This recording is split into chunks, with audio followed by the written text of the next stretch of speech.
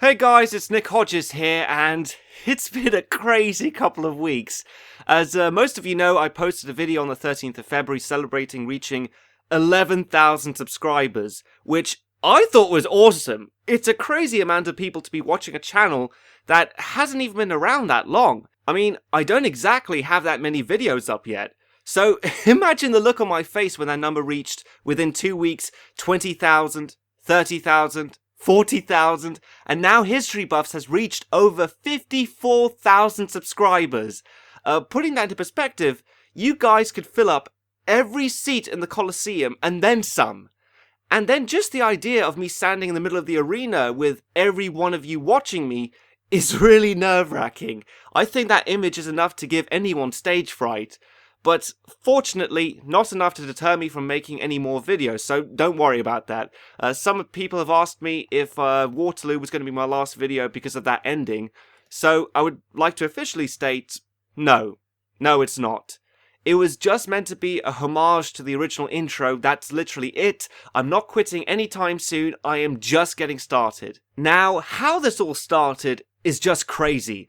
Shortly after I posted that previous milestone video, a really awesome guy called Cobras Panther Cop posted my channel on Reddit, and it ended up going viral and tens of thousands of people subscribed to me within a few days, and it's just recently started to slow down, but I'm still getting roughly 1,000 subscribers a day. So thank you, Cobras Panther Cop, thank you all so much for subscribing and watching my videos. The love and support I've been getting, especially over the last few weeks, has been overwhelming. There's also been some really exciting new developments happening behind the scenes. I've been getting emails left and right with possible collaborations and great opportunities that can help promote History Buffs to become a really big channel. As you can imagine, this is all happening a little bit too quickly. At the moment, I'm juggling to produce content and take advantage of these opportunities. Aside from my great editor, I pretty much do everything by myself, and I'm currently in uncharted waters.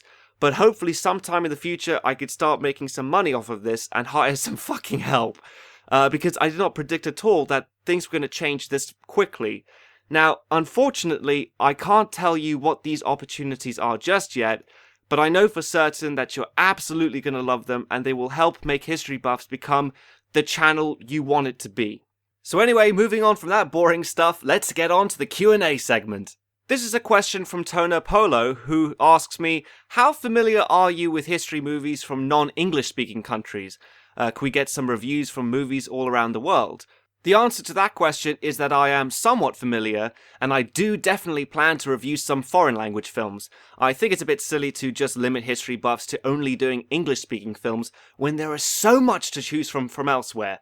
Like, for example, one of the most shocking films I've ever seen about the Second World War is the Soviet film Come and See.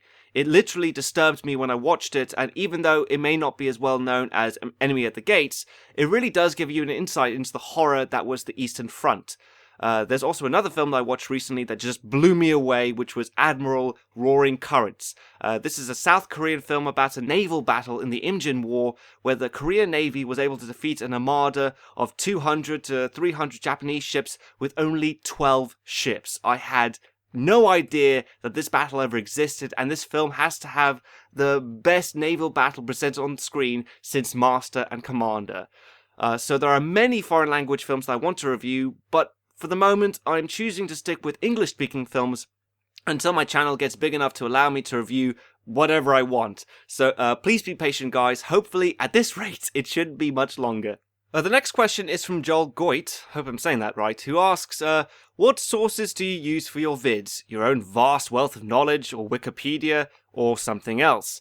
I'm guessing he's being a little bit sarcastic with his comment, but I'm going to answer it all the same. I don't use Wikipedia, I base my research on online articles and from nicking books from my stepfather's library. There's been some really fantastic ones that have really helped me out in my videos, but I will say this, history buffs. Never treat any historical source as a fact on its own merit. Not even my channel. The thing is with history that it's a living, breathing thing. Every single day we find out new information that contradicts what we previously thought. Entire books have been published years ago that can now contain inaccurate information. And quite often I see historians contradicting each other, and I have to make a decision on which one to use. I compile multiple sources all presenting the same information, and I use that in my reviews. I actually see historians as lawyers of the past.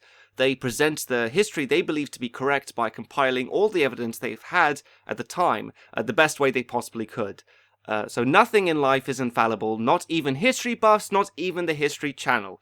What I hope these videos would encourage you to do would be to research more if you're interested, or open up a dialogue amongst yourselves and teach one another.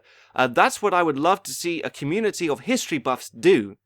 Now, for all those dickheads who call me the biggest tool on YouTube and insult me because I didn't put in information they deemed to be important, or my research contradicted their research, fuck off and make your own history YouTube channel, and then we'll see how long it takes before someone complains of you doing the exact same thing. Alright, sorry about that. Moving on to the final question. William Tatsumi asks, I have 2 questions. 1, how did you make that intro? Like what software? 2, don't you get copyright claims for showing clips from movies? Thanks, keep up the great work. Thank you very much, William. To be honest, I don't know what software was used for the intro. You'll have to ask my animator, Hugo Cuellar. I just told him what I wanted it to look like, and he did an amazing job of putting it together. This is his channel right here. If you fancy looking at more of his stuff, he's an incredibly talented guy. And how do I stop copyright claims?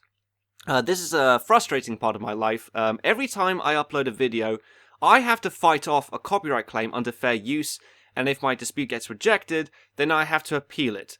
Fortunately, I have never received a copyright strike, but I've gotten very close several times. Now, one of the things that keeps me up at night is the bigger I get, the more chance I have of having my channel taken down for no reason at all. And I'm not alone in this. There have been a lot of YouTubers recently, like the Nostalgia Critic, Your Movie Sucks, and I Hate Everything, who have been dealing with this for a long time. In fact, Doug Walker posted a video called Where's the Fair Use that explains the whole process and problems that YouTubers like us face every single day. Please watch it, it's brilliant, and hopefully this is the beginning of real change coming into YouTube policy. And that's about it. Thank you very much for subscribing and making this channel into what it is.